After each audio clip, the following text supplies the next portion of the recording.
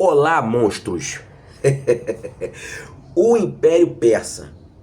Para mim, o Império Persa é um dos mais importantes da humanidade.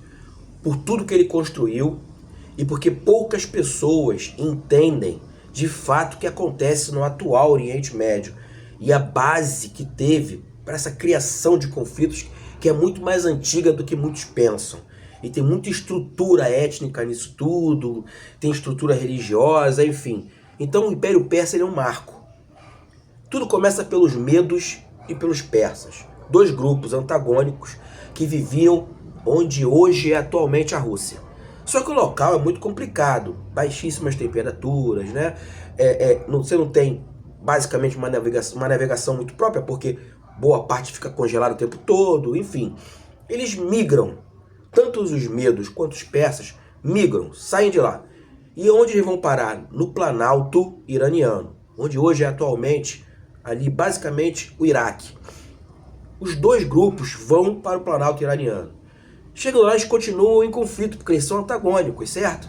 A porrada come entre eles, o bagulho fica doidão de verdade mesmo. Até que aparece um cara chamado Ciro. E esse cara marca a história da humanidade, por vários aspectos. Bem, Ciro então consegue unificar os medos e os persas. Como? Ele consegue dominar os medos. Beleza? E ele cria o Império Persa.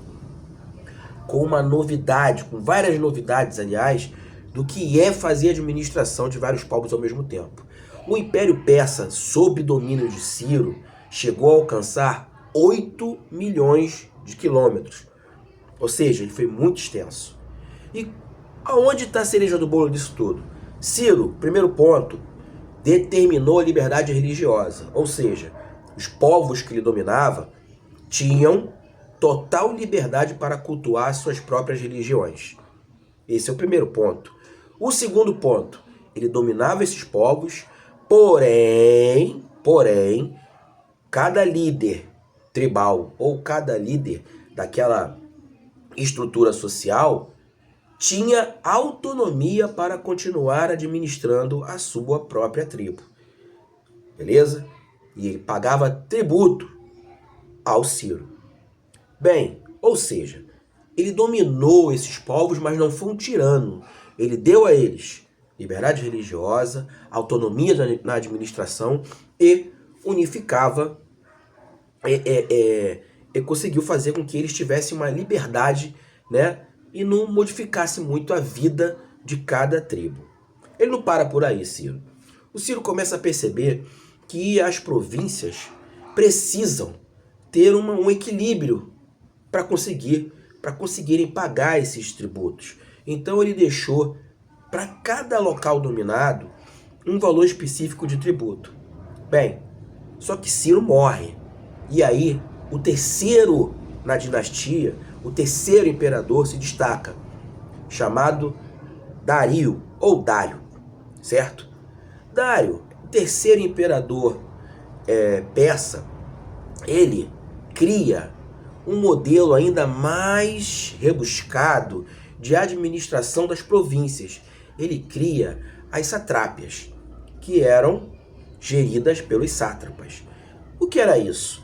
Organizou mais o que eram antigamente tribos dominadas pelo Ciro e passou, de fato, elas passaram a ser províncias. Províncias com cada chefe de província pagando tributo ao Dário. Claro, exatamente como a possibilidade de cada uma tinha para fazer esse pagamento. E Dário conseguiu também unificar, manter essa administração bem enxuta e passou a cunhar também as moedas.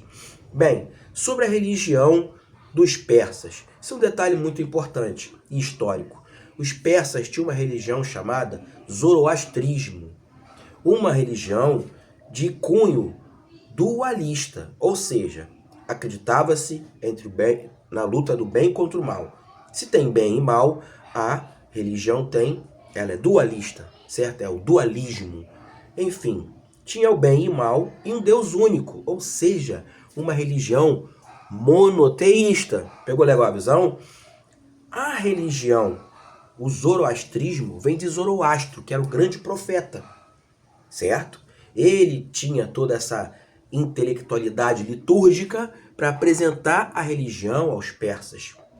Enfim, o interessante, mais ainda do zoroastrismo, foi que ele deu base filosófica para as 3 religiões monoteístas e abraâmicas mais importantes da humanidade. Mais importantes diante da reflexão abraâmica, certo? Não diante das demais religiões. Chamam-se judaísmo, o islamismo e o cristianismo. E por quê? Porque essas 3 religiões são monoteístas, todas as 3 também têm esse cunho dualista, ou seja, eles acreditam entre o bem e o mal, numa luta entre o bem e o mal, entre 2 personalidades específicas. Todas essas 3 religiões, o cristianismo, o judaísmo e o islamismo, têm a mesma base filosófica. Ou seja, elas podem ser consideradas filhas do grande zoroastrismo criado por Zoroastro. Bem, não para por aí. Você deve perguntar assim, Jefferson, onde seria atualmente, hoje, o Império Persa? Cara, pega a visão aqui, monstrinho. O Império Persa hoje é o Irã, certo? Os iranianos não são árabes. Os iranianos são persas. Podemos considerar que eles são o antigo Império Persa. A etnia persa hoje vive dentro de um estado, de um país chamado Irã. Um dos países mais antigos do mundo, com muita base cultural, muita base filosófica e que praticamente moldou todo o Grande Oriente Médio. Então, quando a gente vê um conflito acontecendo no Oriente Médio, né, que nasce de um país que tem como base importante um país tão grande, tão extenso e tão fortificado na base cultural como o Irã, a gente deve lembrar que lá atrás Ciro, o grande imperador persa, criou essa potência que hoje vive em vários conflitos, inclusive fomentando grupos, infelizmente fomentando grupos que são sim terroristas, mas que também, por outro lado, lutam pelos direitos das etnias que estão vagando no Oriente Médio. Essa luta, esse grande conflito que não começou agora, começou lá atrás e é explicado historicamente. Jefferson Arouche, um barco remando contra a maré, meus monstrinhos.